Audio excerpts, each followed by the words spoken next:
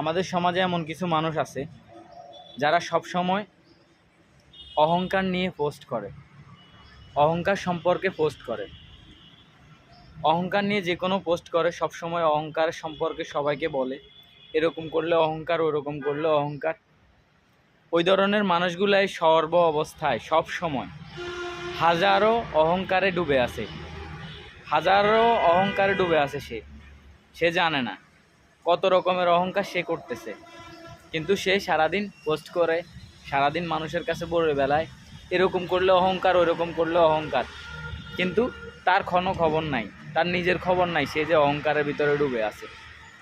তাই ভাই সবাইকে রিকোয়েস্ট করতেছি, সবাই অহংকার এই জিনিসটা খুবই খারাপ একটা জিনিস। আল্লাহ পাক সব গুনাহ মাফ করবেন, কিন্তু অহংকারের গুনাহ কখনো মাফ করবেন না। তো আমরা কখনো অহংকার করব না। অহংকার কালীকে আল্লাহ তাআলা পছন্দ করেন না। অহংকার খুবই মারাত্মক একটা গুনাহ। সবাই অহংকার থেকে দূরে থাকবো, অহংকার কোনো রকমই করব না। কোন কোন কাজ করলে অহংকার হয় এই কাজগুলো আমরা করব না সবাই।